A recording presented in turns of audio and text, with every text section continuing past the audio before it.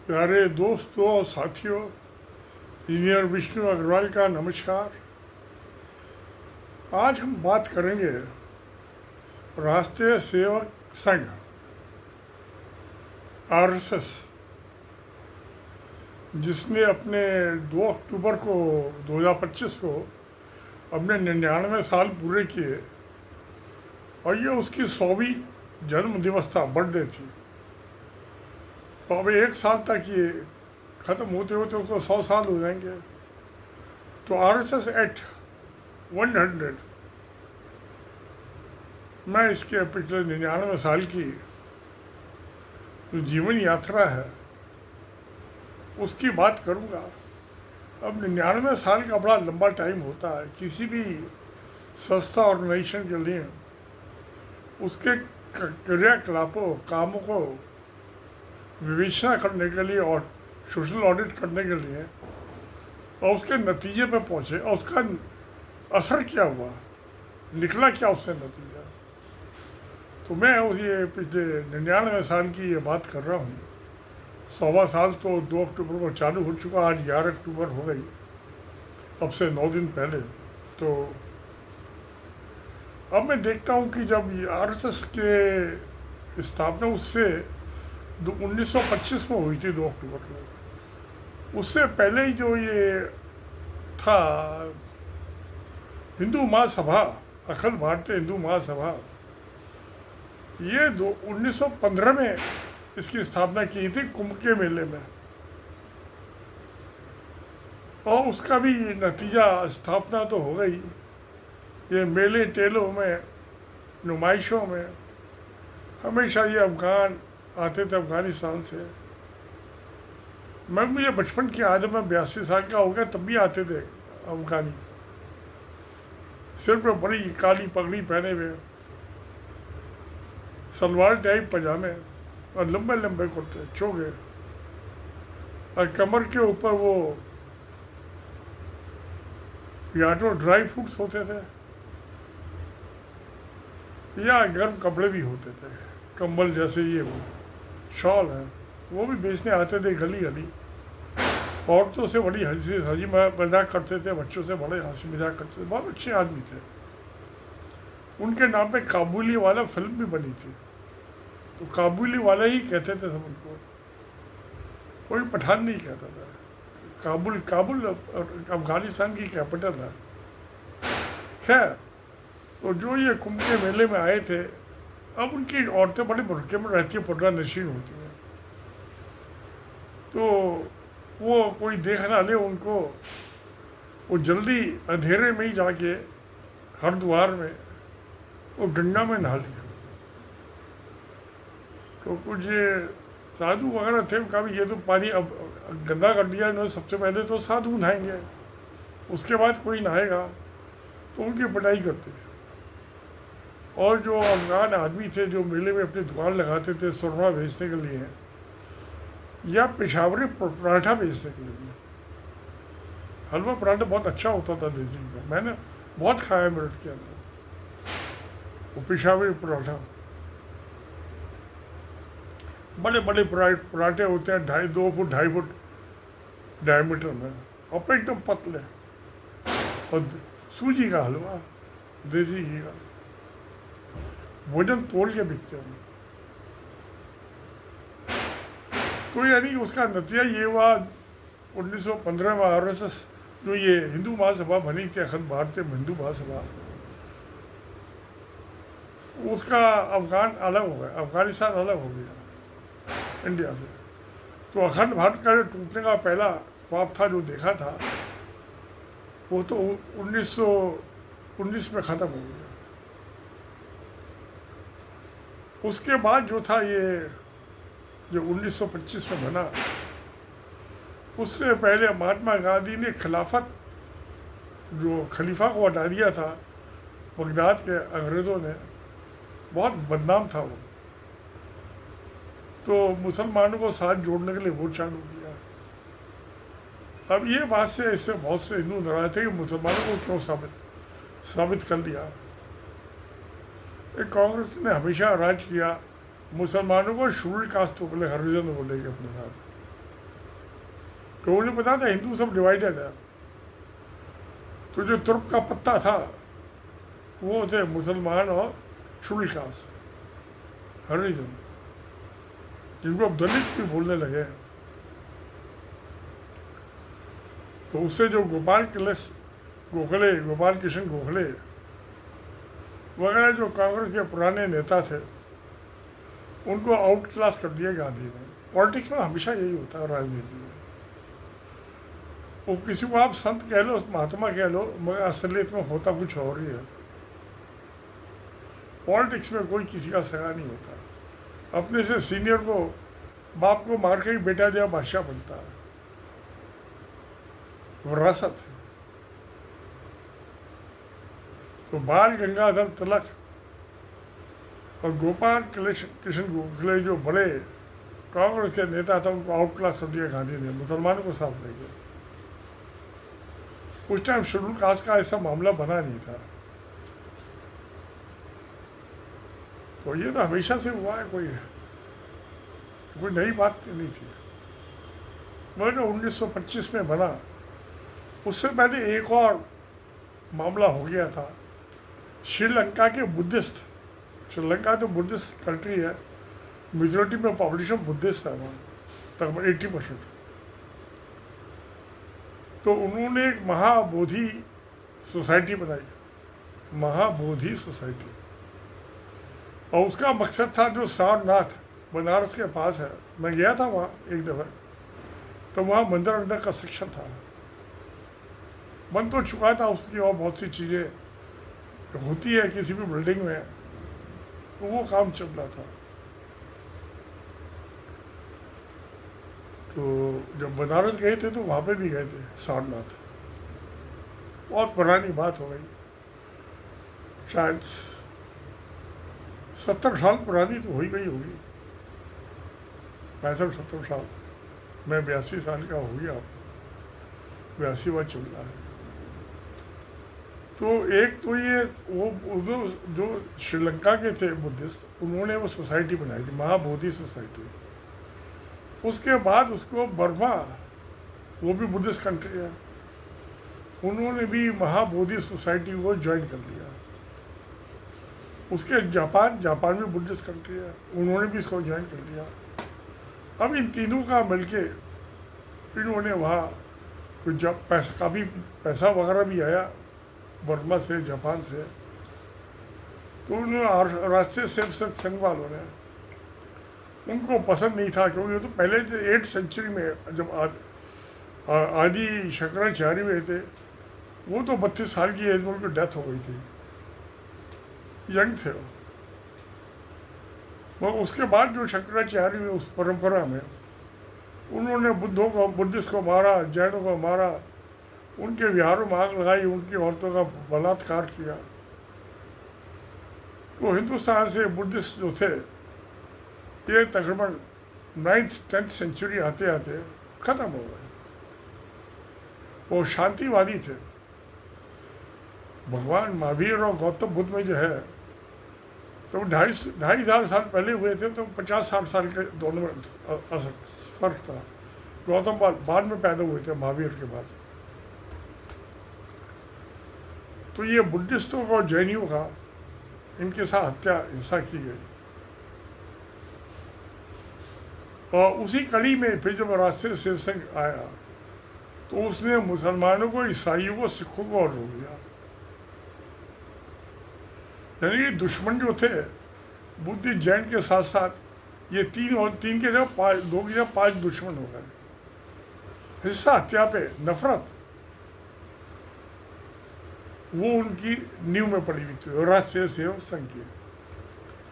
और आरएसएस के साथ जो इसके हिंदू महासभा के आदमी थे, वो उन्होंने भी अपना ट्रांसफॉर्म कर लिया, चोला बदल लिया, और वो भी हिंदू महासभा छोड़ के राष्ट्रीय सेवक संघ में आ गए। तो खैर, जब ये 1925 में बना, तो इसने पहली मुहिम जो थी सारनाथ के खिलाफ चालू की, मुसलमानों के खिलाफ नहीं की। वहाँ तो मस्जिद के बाहर नमाज के टाइम पे जाकर ढोल पीटियाए, उनकी नमाज में उनको परेशान करने के लिए, और कुछ नहीं था। मगर इन्होंने वहाँ झगड़ा खड़ा कर दिया सारनाथ पे कि मंदिर नहीं बनेगा, बुद्ध का। सारनाथ में जहाँ गौतम बुद्ध ने जब 6 साल तपस्या की थी, तो उसके बाद जो उन्होंने पहला उपदेश दिया था वो सारनाथ में दिया था, कुटिया में। इसलिए बुद्धिस्ट के लिए बहुत इम्पोर्टेंट था। और ला दिया था कुशीनगर में, दोनों जगह यूपी में, उत्तर प्रदेश में आज। तो इनको पसंद नहीं था कि ये सारनाथ का बुद्धिस्ट का मंदिर बने। आज भी उसकी बहुत बीमारी चल रही है। वहाँ बुद्धिस्ट सोसाइटी और ये राष्ट्रीय सेवक के जो दुबके छुपके आदमी होते हैं, उनके बीच में चल रही है आज भी, उस मंदिर की जमीन को लेके, सारनाथ के। तो खैर, अब जब इन्होंने 1925 में हरकत चालू की बुद्धिस्ट के खिलाफ, तो श्रीलंका तो ब्रिटिश कॉलोनी थी, अलग थी वो, तो बीच में समुद्र है। बर्मा की जमीन जुड़ी हुई थी। उस टाइम ईस्ट पाकिस्तान बांग्लादेश तो था ही नहीं, अखंड भारत था। तो उन्होंने बुद्धिस्ट जो थे बर्मा के, उनका भी हमारी इनकी जो है कल्चर से अलग है, हमारा सोचने का ढंग। उन्होंने डिमांड चालू कर दी बर्मा के आज़ाद करने के लिए। अंग्रेज़ों के अंडर में तो सभी थे। कर दिया 1936 में, 11 साल बाद। दसी लगाइए, अलग करते करते थोड़ा टाइम लगता है। तो आरएसएस के जन्म के बाद इसकी हरकतों से बर्मा अलग हो गया 1936-25 में। आरएसएस 36 में अलग हो गया। चलिए, हो गया। जुड़ना बिछड़ना तो चलता रहता है। शादी तलाक जो है ज़िंदगी का हिस्सा है। कोई बात नहीं प्यारे। अब आजकल में क्या है कि आरएसएस के खिलाफ एक बड़ा जबरदस्त इल्ज़ाम लगाया जाता है। तो कहा जाता है कि ये राष्ट्रीय सेवक संघ ने भारत की आज़ादी में कोई हिस्सा नहीं लिया। ये तो अंग्रेज़ों के दलाल थे।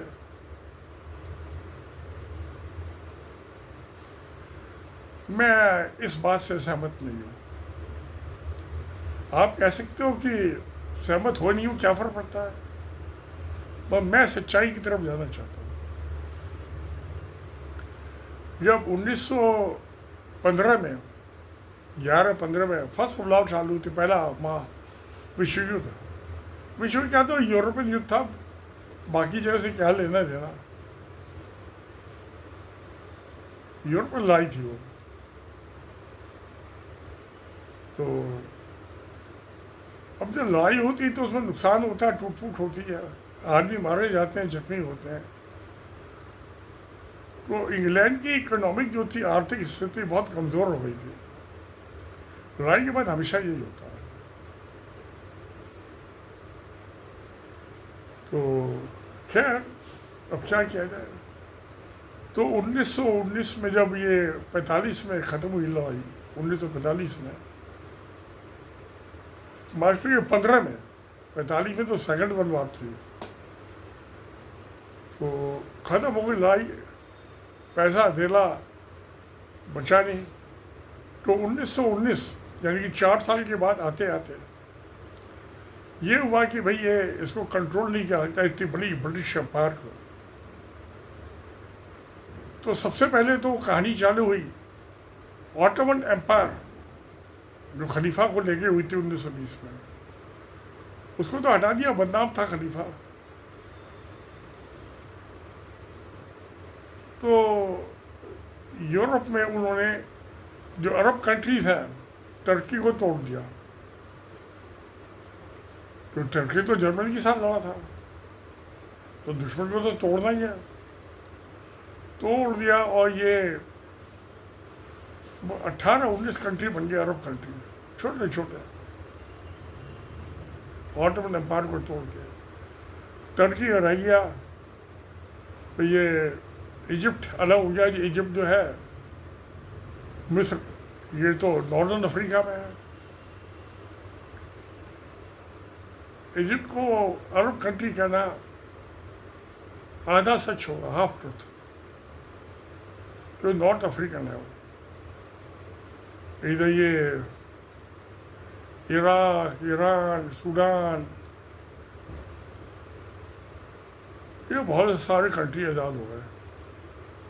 तो वहाँ ना कोई गांधी था ना कोई कांग्रेस थी, अपने आप ही उन्होंने तोड़ के इसके अलग अलग देश बना दिए। वो कबीलों है, कौन कबीला किस किस्म का है उसके हिसाब से बना दिए। तो ये 1904-5 साल लग गए 20 और 23 के बीच में, ये ऑटोमन एम्पायर टूट गई। Saudi Arabia, Iran, Iraq, Syria, Palestine,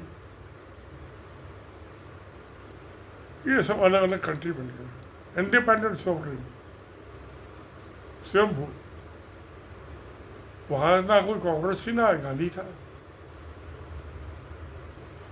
अब वो 1919 में जब चालू हुई थी ये कवायद अलग सबको आज़ाद करने की, तो इंडिया के लिए भी प्लान बनने लगे थे कि इसको कैसे आज़ाद किया जाए।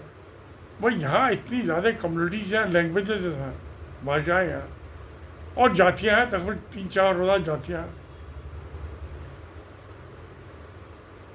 तो यहाँ तो 1000 धर्म है और 4000 उनके देवी देवता है। अब यहाँ जो का मामला मुश्किल था, कोई मुश्किल होती है तो सोल्यूशन तो निकालना ही पड़ता है ना, मुश्किल तो हर चीज़ में होती है। तो प्यारे दोस्तों, 1919 से कवायद चालू हुई इंडिया के भी। जब अरब ऑटोमन एम्पायर को तोड़ने की हुई 1923 तक, वो ऑलमोस्ट कंप्लीट हो गई थी। ये गल्फ के जो कंट्री हैं, जो एमरेट्स कहलाते हैं, दुबई वगैरह, ये तो 1956 में आज़ाद हुए और यहाँ सब इंडिया की करेंसी चलती थी, कुवैत वगैरह में भी सब। और तो ये आस्ता आस्ता उसके बाद यहाँ पे भी दांव खेला गया, मीटिंग की कमेटियाँ बनाई गई, कमीशन बनाए गए, भेजे गए, सबसे सलाह मशवरा करके। तो वहाँ तो कोई कबीले थे, इसलिए आसान था ऑटोमन एम्पायर में करना। वही इंडिया में कबीले नहीं थे। ये ऊँट पे बैठ के खजूर तोड़ने वाली सोसाइटी नहीं थी, भेड़ बकरी पालने वाली सोसाइटी नहीं थी। ये थोड़ी डेवलप थी, थोड़ी नहीं काफ़ी ज़्यादा डेवलप थी। तो इसको समझना ज़्यादा मुश्किल काम था। तो इलाका भी बहुत बड़ा है, आबादी भी बहुत है वहाँ तो, और में तो थोड़ी थोड़ी। और सऊदी अरबिया की आज आबादी 3 करोड़ है, 3 करोड़, 1, 2, 3। ईरान की आबादी 8.5-9 करोड़ है। तो वहाँ तो निपटना बहुत आसान काम था। यहाँ बड़ी समस्या थी आबादी, और वो भी भाषाएं और जातियाँ। और जाति वगैरह का नहीं था वहाँ चक्कर, सब अरबिक बोल, तो भाषा का भी नहीं था। अरब कंट्रीज सब अरबी बोलते हैं, लिखते पढ़ते हैं। अब इससे कैसे सोचा जाए? तो 1919 से चलते चलते बहुत से कमीशन बैठी, कमेटियाँ बैठी, गोलमेज कॉन्फ्रेंस हुई, square and conference, sofa meeting हुई। वो थे 1947 आ गया। तो जहाँ पे गांधी और कांग्रेस या कोई लोकल एजिटेशन नहीं था, उनको भी आज़ादी मिली। अब ये कांग्रेसी जो है वो ये गांधी के, वो गांधी भाई कहते हैं हमने आज़ादी ली, हम लड़े। तो कहाँ लड़े भाई, किससे लड़े? तो पहले ही छोड़ के जाना चाहते थे अंग्रेज, क्योंकि इकोनॉमिक हालत बहुत ज़्यादा ख़राब हो गई थी उनके बाद। तो अपने पेट के लिए पैसे का पड़ रहे थे। जब सेकंड वर्ल्ड खत्म हुई, जो पौंड स्टर्लिंग था वो करेंसी थी, ख़त्म हो गई थी। अमेरिका ने मार्शल प्लान चलाया, उनको उधार दिए और 10 साल लग गए पौंड स्टर्लिंग को स्टेबलाइज होने में, उसकी वैल्यू। मुझे याद है 1956 के आसपास एक पौंड जो था वो 2.5 रुपये का मिलता था। आज तो 100 रुपये से ज़्यादा का है। डॉलर जो था ज़्यादा कॉस्टली था, वो 4 साढ़े 4 रुपये का था। क्या पॉन्ड स्टर्लिंग की आज भी वैल्यू जो है, मार्केट वैल्यू, वो डॉलर से ज़्यादा है। जब ये यूरो आया था, ये 30 कंट्री मिलकर यूरोपियन यूनियन बनाई थी, उसके बाद 2.5-3 रुपये का था वो यूरो भी। आज यूरो 100 रुपये से ज़्यादा है, क्योंकि इंडिया की इकोनॉमी डाउन हो गई, जैसे अमेरिका की हुई थी, इंग्लैंड की हुई थी, सेकंड वर्ल्ड। यहाँ बिना लड़ाई के डाउन हो गई वैल्यू,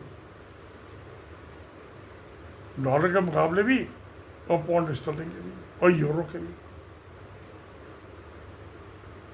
यूरो और पॉन्ड स्टर्लिंग, यही तो 2 करेंसी है यूरोप में। तो खैर, मैं पेरिस में मैंने देखा बड़े अच्छे आम हैं। मैंने पूछा भाई कितने का ये, उन्होंने कहा 6 यूरो पर किलो। मैं कहा तो 600 रुपये हो गए, मैं दिल्ली में 60 रुपये में इससे बढ़िया आम खाऊंगा। मैंने नहीं खरीदे। 600 रुपये कौन आम खाएगा? हिंदुस्तान में तो कोई बढ़िया से बढ़िया आम नहीं है 600 रुपये का। वहाँ मैंने फाइनेंशियल टाइम्स परचेज किया 2 यूरो का, बेटे ने मुझे दे दिए थे, मैंने पे कर दिए यूरो। और जब मैं देखा तो 200 रुपये का अखबार यहाँ तो 10 रुपये का मिलता है फाइनेंशियल टाइम्स, और वहाँ 200 रुपये का पेरिस में। मैं 2019 की बात बता रहा हूँ। और जो ये इवनिंग के पेपर होते हैं मुफ्त, लंदन में, पेरिस में 2 जगह, अपना लो पढ़ो और वही डाल दो, कहीं भी डाल दो। सुबह के अखबार तो है महंगे। तो मैंने इसीलिए पढ़ा कि यूरोप की समझौता इकोनॉमी की हालत क्या है। वो 200 यूरो मुझे चुप गए। मैं उसको फिर दिल्ली तक लेके आया, बाद तक पढ़ता है, काफ़ी उसमें मैटर। जब ये न्यूयॉर्क टाइम्स था, मैं देखा, मैं सन 62 के करीब अमेरिकन लाइब्रेरी जाकर न्यूयॉर्क टाइम्स पढ़ता था। 90 पेज का होता था, 90 पेज उस जमाने में। और न्यूज़ कितने आए? पहले पेज पे न्यूज़ हो गई, और आखिर के 2 पेज में न्यूज़ हो गई, 3 पेज में, और 87 पेज एडवर्टाइजमेंट का न्यूयॉर्क टाइम्स का। ये तो इन अखबारों का हाल है। क्या अब तो सब इंटरनेट वगैरह आ गया, सारी दुनिया की चीज़ें पता चल जाती है इंटरनेट में। आप न्यूयॉर्क टाइम्स अपने मोबाइल पर पढ़ सकते हो। जब ये चल रहा था कोरोना, तो अपने लैपटॉप पे ही मैं पढ़ता था अखबार, times of India, economics times. जमाना बदला, तो अखबार तो आ नहीं रहे थे कोरोना के टाइम, जब पेंडेमिक थी, तो इकोनॉमिक हालत इतनी ख़राब थी कि उन्होंने तो छोड़ के जाना ही था। अब कोई अमन शांतिपूर्वक ले ली तो इसमें अच्छी बात है। अब वो छोटे छोटे राजा होते थे, 550, 600 के आसपास थे। वो कुछ जो ब्रिटिश कॉलोनी थी उसमें भी थे, उस 600-700 राजा जो थे। राजस्थान में सारे राजपूत हैं, 28 राजा, हर राज्य की अलग जाति है। कोई कछवाहा राजपूत है, कोई और किस्म का, जैसे जयपुर के कछवाहा राजपूत है।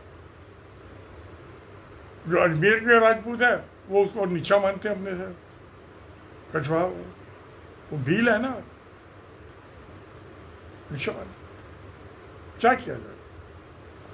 तो वो जातियाँ जो IPS CPC है, सिविल प्रोसेस कोड, एक राजा के इलाके से दूसरे राजा के इलाके में जाने के लिए परमिशन लेनी पड़ेगी। अब तो वही 1909 में तो पासपोर्ट था नहीं जब ये बनी थी सिविल पासपोर्ट तो फर्स्ट वर्ल्ड वॉर के बाद चालू हुए हैं 1914 में, और वीज़ा चालू हुआ है सेकंड वर्ल्ड वॉर में। जब सिविल प्रोसेस कोड बनी थी 1908 में, जमाने ना पासपोर्ट था ना वीज़ा था, तो परमिशन होती थी उसको। आज का वीज़ा कर लीजिए उसे, वीज़ा भी परमिशन ही है क्या? और तो मगर सिविल प्रोसेस कोड 1909 आज भी लागू है, कोई अमेंडमेंट नहीं हुआ। 1909 से लगा के 2025 कोई उसमें अमेंडमेंट नहीं हुआ। कुछ है स्टेट्स के जो है उसमें अमेंडमेंट है, वो मेन जो कोर है उसकी वही है 1909 वाली। कानून 1908 में बना था, लागू हुआ था 1909 में। तो खैर आज़ाद हो गया। तो जब उसमें कोई लड़ाई नहीं थी, जाके 10-20 आदमी बैठ जाओ कहीं पे धरना देने गए, सुबह भगवान शाम को अपने घर जाओ अपनी बीवी के पास, अपने बच्चों के साथ खेलो और बच्चे पैदा करो बीवी से।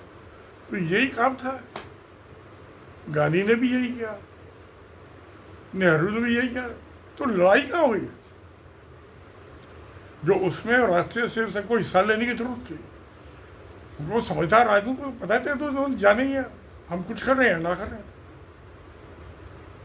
तो अगर जो कुछ फ़ायदा होता है तो फ़ायदा उठा लो, वो अंग्रेज फ़ायदा उठा लिया, नहीं तो बैंड कर देते अंग्रेज, जो हवा के खिलाफ बोल रहे पाबंदी लगा देते।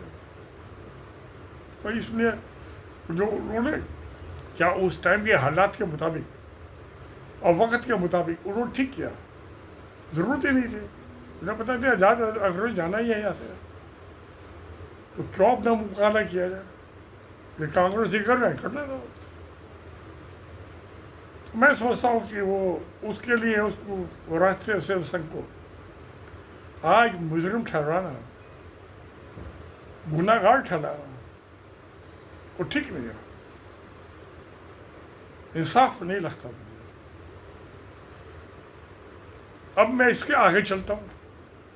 अफ्रीका में तंजानिया, जंजीबार, जिसको तंजानिया बोलते हैं, दोनों मिलकर एक हो गए थे 1965-66 के बाद। केनिया, युगांडा, साउथ अफ्रीका, ये सारी ब्रिटिश तो कॉलोनी थी। सूडान, वहाँ कौन से कांग्रेसी और गांधी पैदा हुए थे? कांगो, कौन से गांधी और कांग्रेसी हुए थे? कौन से गांधी पैदा हुए थे? कोई नहीं हुए। अंग्रेजों ने उनको भी आज़ादी दे दी, बिना गांधी, बिना कांग्रेस के और बिना आरएसएस के। ये इकोनॉमिक जो कंडीशन होती है, आर्थिक व्यवस्था जो होती है, बहुत, इसके बिना कुछ नहीं चलता। बाप ना भैया, सबसे बड़ा रुपया। तो इसलिए मैं समझता हूँ कि ये सारी कंट्री आज़ाद हुए। मलाया, जो इंडिया में जो 2 फॉर्म होते थे, मेरे फादर डिफेंस अकाउंट्स में थे, तो एक तो था पीला फॉर्म, वो Indian military service circle, Indian military circle, Malaya से अदन तक ईजिप्ट के। और दूसरा सफ़ेद फॉर्म होता था, वाइट फॉर्म।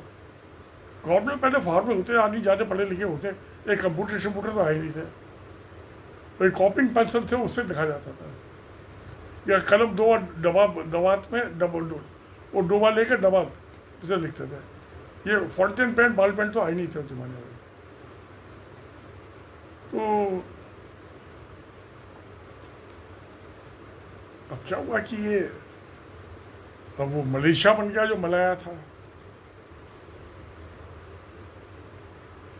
तो इसलिए राष्ट्रीय सेवक संघ कांग्रेस ने हिस्सा लिया या नहीं लिया, नहीं लिया मैं मान लेता हूँ, क्योंकि उसे ज़रूरत नहीं थी।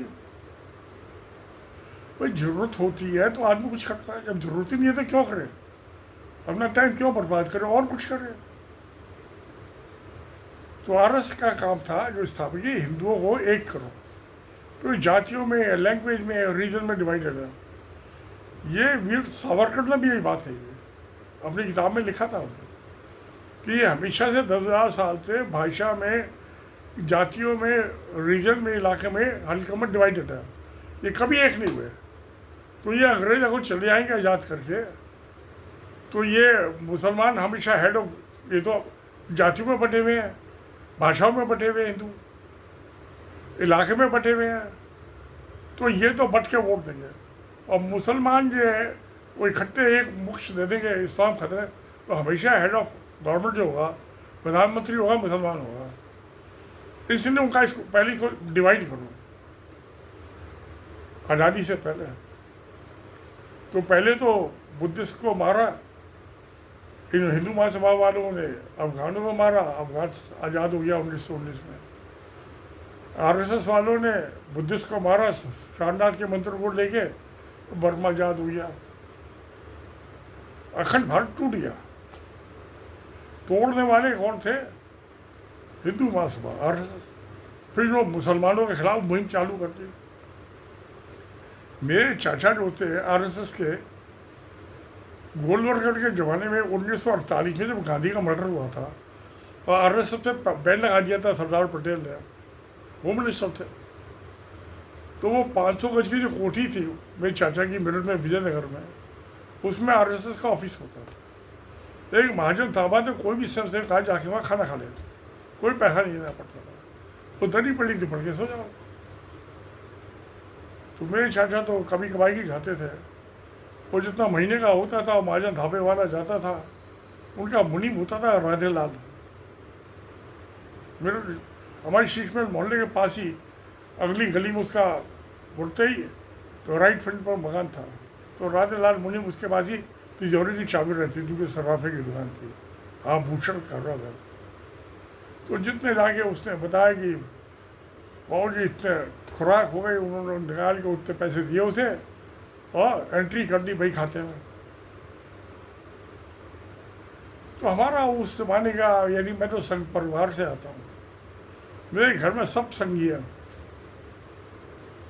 मुझे आप जो चाहो वो मान लीजिए, आपकी पहचान मेरा ईमान। तो प्यारे दोस्तों, ये मैं इसको ठीक नहीं मानता, मगर उसके बाद जो है 1947 तक की कार्रवाई जो रही, मैं इसको यहीं छोड़ता हूँ। और फिर कॉन्स्टिट्यूशन बन गया। उसके बाद 1956 में, कोई नहीं बन गई, 55 में ही हिंदू कोड बिल लाए थे, 1950 में जब कॉन्स्टिट्यूशन हुआ, तो उसमें अम्बेडकर और नेहरू ने मिलकर बहुत मेहनत की थी। तो इन आरएसएस वालों ने उस ज़माने में, और ये अखिल भारतीय जनसंघ जिसके श्यामा प्रसाद मुखर्जी थे अध्यक्ष, वो भी आरएसएस के थे। इन्होंने अम्बेडकर के, नेहरू के दिल्ली में जगह जगह पुतले फूके, और 82 पुलिस में एफआईआर चल रहा, जामा मस्जिद थाने में और तुगलकाबाद थाने में, जो तुगलक रोड थाने में, जो पार्लियामेंट्री स्ट्रीट के पास है तुगलक रोड थाना, वो भी ब्रिटिश रूलर का थाना है। और ये जामा मस्जिद हो पास में, ये पुरानी दिल्ली है, नई दिल्ली तो उस टाइम पूरी तरह बसी नहीं थी, 1947 तक नई बसी थी। तो 82 इनके एफआईआर हो। वो हिंदुओं को सुधारना चाहते थे, इससे जात बरादरी से, सती से, इसकी जो सामाजिक बुराइयाँ थी उससे इसको आज़ाद करना चाहते थे हिंदुओं को। इनको ये था कि भाई तुम हिंदू धर्म के मामले में दखलंदाजी कर रहे हो। आज तो सब कहते बहुत अच्छा किया, मगर उस टाइम इनको इतनी अकल नहीं थी, बेवकूफ़ थे निपट, अकल के अंधे। तो हो गया जो होना था, जगह जगह पुतले फूके, जिंदा नहीं जलाए, पुतले नकली। तो हाँ, ये सब चलता रहता सोसाइटी में, कोई बड़ी बात नहीं है। तो मेरा कहना ये है कि अंग्रेजों ने सारी कंट्री, चाहे अफ्रीका की थी, चाहे अरब कंट्री थी, चाहे एशिया की थी, साउथ एशिया, उस सब में वापिस जाना ही था उन्होंने। कोई एजिटेशन करता है या ना करता, वो तो ये देख रहे थे भाई कोई समझौता करके आपस में आ जाए, हिंदू तो इनको सौंप दे काम, और जितनी जल्दी सौंप दे उतना अच्छा है, हम आज़ाद होके जाएं अपने देश में, अपनी वहाँ की इकोनॉमी देखें। तो है 47 में आज़ाद हो गया। मैं आज़ाद असल में नहीं हुआ भाई, तुलसीदास ने लिखा है, कोई निरप हो हमें क्या नुकसान है। इंसान आज़ाद नहीं हुआ, हम आप आज भी गुलाम हैं। वहाँ जो सत्ताधीश थे, जो सरकारें थी, अंग्रेज की जगह कांग्रेस की आ गए, ये नेता आ गए। आम आदमी तो वही गुलाम का गुलाम ही रहा है। पहले ना तो जब औरंगजेब की सरकार थी, ना हमें आपको तब दिक्कत थी। ना अलाउद्दीन खिलजी की सरकार थी, ना हमें तब कोई दिक्कत थी। ये राजा आपस में लड़ते थे, जनता को क्या लेना, लड़ो भरो। जब कुतुबुद्दीन ऐबक आया तो हमें कोई दिक्कत नहीं थी। उसने पृथ्वी मोहम्मद गौरी ने पृथ्वीराज चौहान को, उसका अभी भी बना हुआ, उसके किले की नींव बची हुई है वहाँ, और जो उसकी दीवार है लाल राय के पास, मैं कई दफ़ा गया वहाँ। तो महल वगैरह टूट, पृथ्वीराज चौहान का बनाया महल टूट गया, और कुतुबुद्दीन की खली जो उसका गुलाम था उसकी बनी कुतुब मीनार आज भी सही सलामत है। अलाउद्दीन खिलजी की बड़ी सुंदर मस्जिद है वहीं पे पास में, बड़ी आज भी मुकम्मल है, कोई इसका एक पत्थर नहीं हिला। अलाउद्दीन का मैं दुनिया की सबसे बड़ी मस्जिद बनाऊंगा बेगमपुर गांव में, वहाँ पे पता नहीं सबसे बड़ी है नहीं है, मैं कई दफ़े गया हूँ वहाँ देखा। ज़्यादा आपने 4 दफ़ा झुकी झोपड़ी बनी हुई है ये शाहपुर जंड गांव के पास ग्रीन पार्क के सामने। सफदरजंग हॉस्पिटल आप थोड़ा एम से आगे चलिए, वहीं लेफ्ट हैंड पे एक छोटी चौक जाती है, वहाँ आज भी है। और अलाउद्दीन खिलजी का हौज का आज भी है, कायम है। तो अलाउद्दीन खिलजी उसने बनाई अपनी कैपिटल श्री फोर्ट। अब तो गवर्नमेंट सिर्फ ज़मीन पे कब्जा करवा लिया, वहाँ एशियन विलेज हो वहाँ पे कॉलोनी बना दी।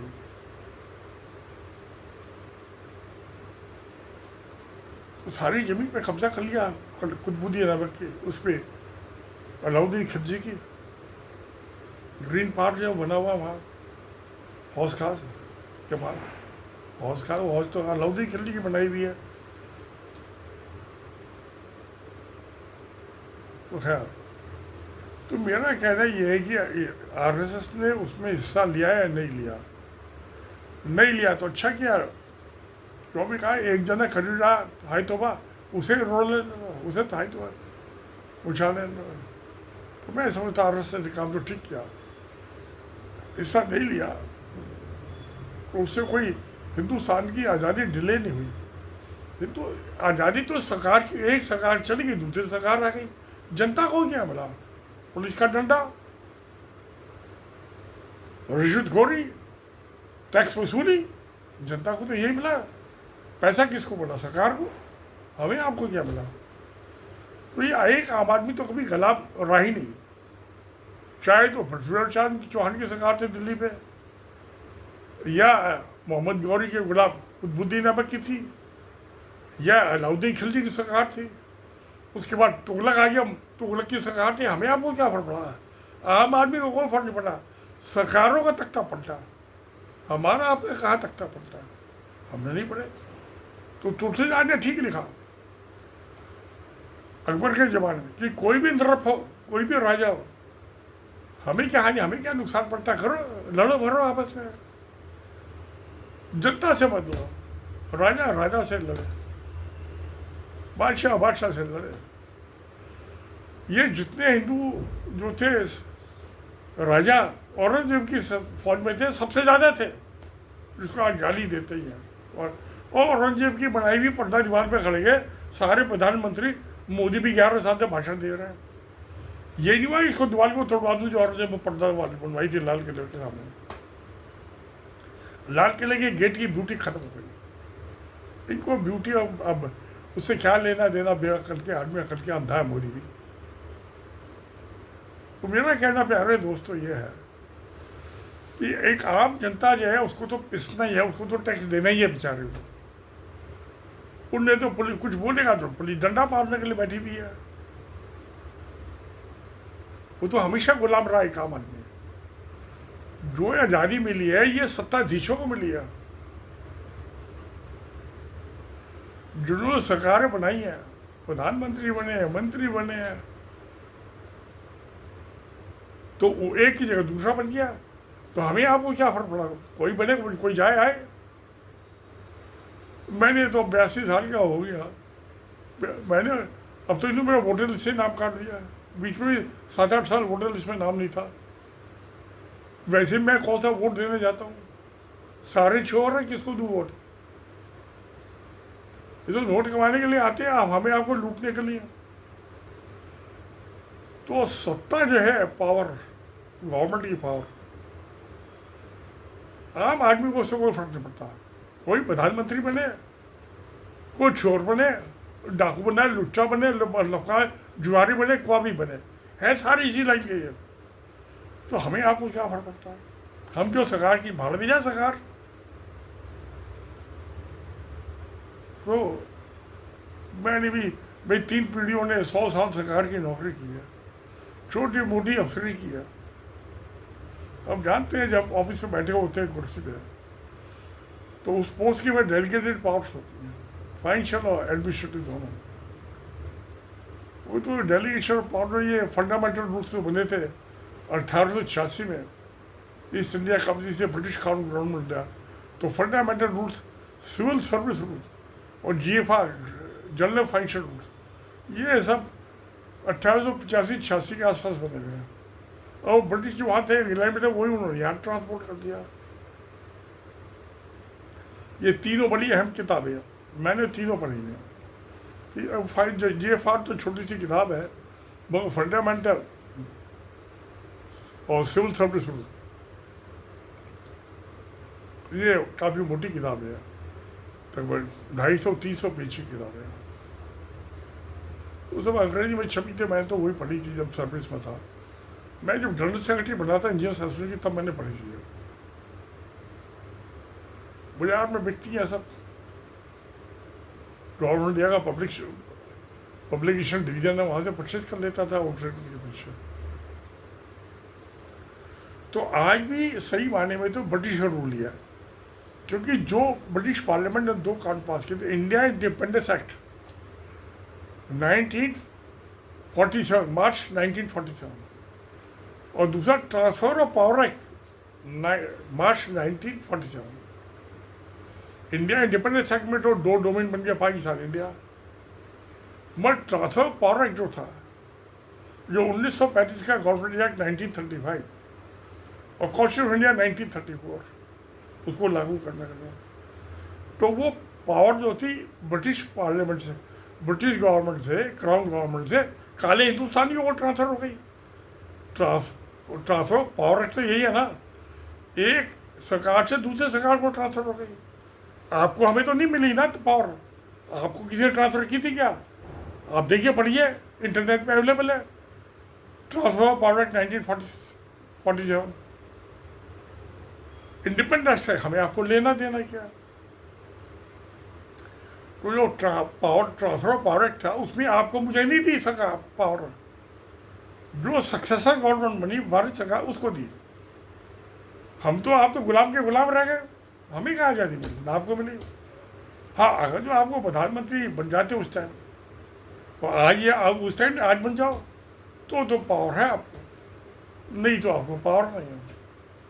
तो आप भेड़ बकरी हो, गडकरी ने जिधर को हाक दिया वहीं को चलेगा। तो प्यारे दोस्तों, ये मैंने आज पार्ट 1, ऐसा मैं 4-5 सीरीज में पार्ट 1, 2, 3, 4, 5 में कंप्लीट कोशिश करूँगा RSS के 99 साल। तो मोटे मोटे तौर पे लबो-लबान मैंने पार्ट 1 कंप्लीट कर दिया। आप इस पर गौर फरमाइए और देखिए कि आपको क्या ट्रांसफर पावर एक्ट में आपको पावर मिली। मुझे तो नहीं मिले। हालांकि गवर्नमेंट सर्विस में मैं बहुत से इंडिपेंडेंट फैसले लेता रहा, वो जनता की भलाई सोचता था उसमें, अपनी नहीं।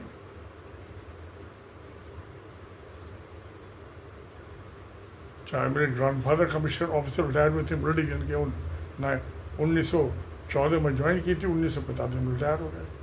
2 साल 1 लाख की जूरी के मेंबर रहे डिस्ट्रिक्ट सेशन जज की कोर्ट में सलाह देने के लिए। मेरे फादर ने सेंट्रल गवर्नमेंट ऑफिस ज्वाइन किया, वो रिटायर हो गए। मैंने ज्वाइन किया जनवरी 71 में, मैं रिटायर हुआ 2005 में। मतलब इकबाल तो हमारा जब पोस्ट पे हो तब होता है, उसके अलावा नहीं होता। असल तो वही की वही होती है, तो तजुर्बा लाइफ का वही होता है। तो प्यारे दोस्तों, ये मैं पार्ट 1 कंप्लीट कर दिया मैंने कि RSS ने लड़ाई में हिस्सा लिया है नहीं लिया, उसके कोई महीने में तो मायने नहीं है। लेते तो अगस्त में आज़ादी मिलती, 47 में नहीं लेते तो भी उनको तो जाना था जल्दी से। एक्चुअली 48 में जाने का प्रोग्राम था। वो जो गवर्नर जनरल ने नया भेजा था उसने 47 में कर दिया कल्याण। तो छोड़ के उनको वो तो और जल्दी 46 में छोड़ जाने वाली थी आज। तो इसने कांग्रेस ही अपने आप को क्रेडिट ले लें कि हमने आज़ादी कराई, महात्मा गांधी ने कराई, जवाहरलाल नेहरू ने कराई, वो ले लें, हमसे आपसे क्या दे रहे हैं, हवाई बातें कर रहे हैं। चेन गवर्नेंस का था, सत्ता का, जनता का तो हुआ ही नहीं, किसी ने पूछा ही नहीं, आज भी नहीं पूछते। तो प्यारे दोस्तों, ये एक बहुत बड़ी सच्चाई है, इसको लेके हम कबूल करें या ना करें। मेरी निगाह में तो अगर जो हिस्सा नहीं लिया तो अच्छा किया, लिया तो अच्छा किया। मैं क्यों किसी को गलत बताऊं, क्योंकि मैं तो संघ परिवार से आता हूँ। मैं बहुत सी बातों में संघ से डिफर करता हूँ, मैं मुखालफत करता हूँ। वो मैं आपको क्यों करता हूँ, वो मैं आपको आगे वाले जो और वॉइस के हिस्से होंगे उसमें बताऊँगा, बयान करूँगा। तो सत्य में जयते। नमस्कार, धन्यवाद।